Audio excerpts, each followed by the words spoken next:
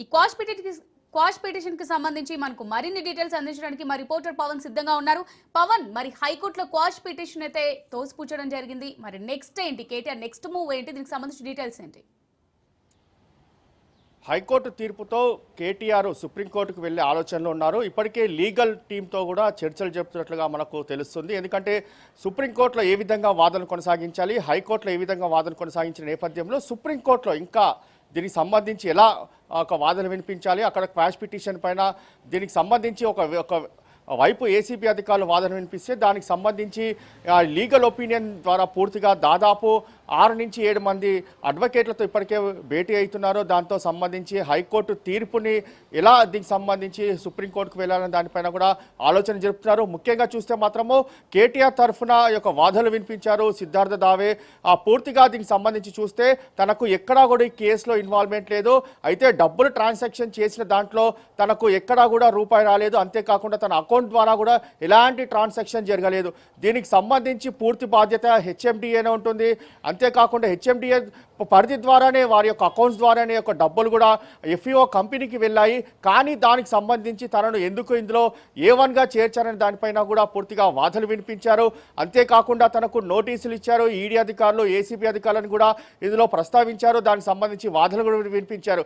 అయితే నిన్న ఏసీబీ అధికారులు ఇచ్చిన నోటీసులకు కూడా ఆ ఏసీబీ కార్యాలయం వద్దకు కూడా కేటీఆర్ వచ్చారు. దాని తర్వాత తన న్యాయవాదులతో వచ్చిన నేపథ్యంలో లోపలికి అనుమతించిన నేపథ్యంలో అక్కడి నుంచి కూడా ఒక లెటరు ఎస్పీ స్థాయి అధికారికి కూడా లెటర్ ఇచ్చి అక్కడి నుంచి వెళ్ళిపోయారు. దాని తర్వాత ఈరోజు ఈడీ విచారణ కూడా హాజరు కావాల్సిన నేపథ్యంలో నిన్న ఈడీ అధికారులకే మెయిల్ కూడా పెట్టారు. ఎందుకంటే ఈరోజు సుప్రీంకోర్టులో యొక్క దీనికి సంబంధించి తీర్పు వస్తుంది కాబట్టి తనకు మినహాయించాలని చెప్పి కూడా ఈడీ అధికారులు కూడా మెయిల్ ద్వారా కూడా దీనికి సంబంధించి వారికి సందేశం పంపిస్తే వారు ఓకే అని కూడా చెప్పారు. అయితే తాజాగా అంటే కొద్దిసేపటి క్రితం సుప్రీంకోర్టు కూడా క్వాష్ పిటిషన్ పైన దీనికి సంబంధించి తీర్పు కూడా వెలువరించిన నేపథ్యంలో దీనికి సంబంధించి ఎలా లీగల్గా ముందుకు వెళ్ళాలి, అంతేకాకుండా ఏసీబీ అధికారులు ఇచ్చిన నోటీసులకు కావచ్చు, ఈడీ అధికారులు ఇచ్చిన నోటీసులకు కావచ్చు, తనకు సంబంధం లేకుండా ఎందుకు నోటీసులు ఇచ్చారు, ఈ కేసులో తనను A1గా ఎందుకు చేర్చారు, A2గా అరవింద్ కుమార్, A3గా బిఎల్ఎన్ రెడ్డి, అంటే వీరిద్దరు కూడా హెచ్ఎండిఏకి సంబంధించిన వారు వ్యక్తులు కాబట్టి తనకు హెచ్ఎండిఏకి తనకు ఎలాంటి సంబంధం లేకుండా ఈ యొక్క ఫార్ములా ఈ కార్ రేస్ సంబంధించి తను ఎందుకో ఇందులో ఇన్వాల్వ్మెంట్ చేశారనే దానిపైన ప్రధానంగా వాదనలు కూడా వినిపించారు. అయితే ఇందులో మెయిన్గా దినేష్ కుమార్ సంబంధించిన యొక్క ఫిర్యాదుదారుగా ఉన్నారు. వారిని విచారించిన నేపథ్యంలో కేటీఆర్ చెప్పిన నేపథ్యంలోనే డబ్బులు వెళ్ళాయి, ఎక్కడా కూడా క్యాబినెట్ సంబంధించి ఆమోదం పొందలేదనే దానిపైనే ఫిర్యాదు చేశారు కాబట్టి అతనిపైనే దీనికి సంబంధించి పూర్తిగా కేసులు కూడా నమోదు చేసినట్లుగా ఏసీబీ అధికారులు వాదన వినిపించారు. మొత్తానికైతే కేటీఆర్ మాత్రం సుప్రీంకోర్టుకు వెళ్తారు. ఖచ్చితంగా సుప్రీంకోర్టులో క్వాష్ పిటిషన్ పైన హైకోర్టు తీర్పు ఇచ్చిందో దాన్ని సవాల్ చేసే అవకాశం కూడా చాలా స్పష్టంగా కనిపిస్తుంది.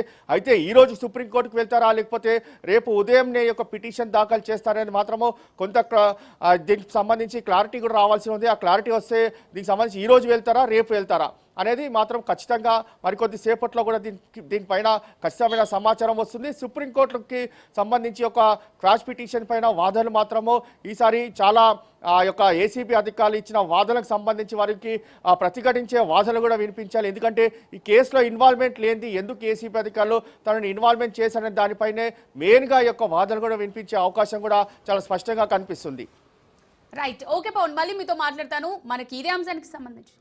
రైట్, ఓకే పవన్, అసలు ఏంటి ఇప్పుడు ఈ కార్ రేసు వ్యవహారంలో చూసినట్టయితే అసలు కేటీఆర్ వర్షన్ ఏంటి? అవకతవకలు జరిగాయని ఏసీబీ అంటుంది, అసలు ఏం జరగలేదు, కక్షపూరితంగానే దర్యాప్తు సంస్థలను వాడుతున్నారని చెప్పేసి కేటీఆర్ అంటున్నారు. అసలు ఈ కార్ రేసు వ్యవహారం ఏంటి, దీనివల్ల తెలంగాణకు జరిగిన మంచి ఏంటంటే ఏం చెప్తారు?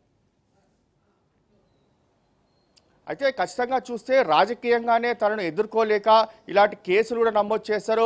ఇందులో A1గా తనను దీనికి సంబంధించి పూర్తిగా పెట్టి తనను రాజకీయం నుంచి కూడా దూరం చేయాలని చెప్పి కూడా ప్రధానంగా కాంగ్రెస్ పార్టీ ఇలా అడుగులు వేస్తుందని చెప్పి కూడా కేటీఆర్ గత కొన్ని రోజుల నుంచి కూడా చెప్తున్న పరిస్థితి కనిపిస్తుంది.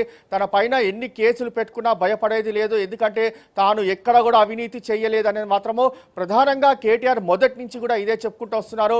ఆ కేసు నమోదు చేసే భయపడేది లేదు, ఎందుకంటే న్యాయ వ్యవస్థ ఉంది, న్యాయ వ్యవస్థలో పోరాడతాను, ఒకవేళ అరెస్ట్ చేస్తే కక్షపూరితంగా అరెస్ట్ చేసుకోవచ్చు, కానీ తాను ఎక్కడ కూడా తప్పు చేయలేదు, కేవలం ప్రభుత్వం కక్షపూరిత రాజకీయం వల్లనే ఇలాంటి కేసులు నమోదు చేస్తున్నారని మాత్రము ప్రధానంగా కేటీఆర్ చాలా రోజుల నుంచి కూడా ఈ యొక్క ఆరోపణలు కూడా చేస్తున్న పరిస్థితి చూస్తున్నాము.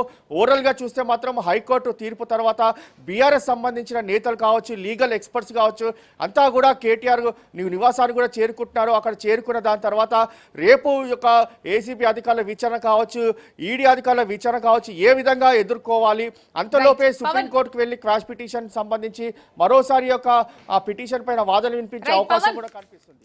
రైట్ పవన్, ఒక నిమిషం.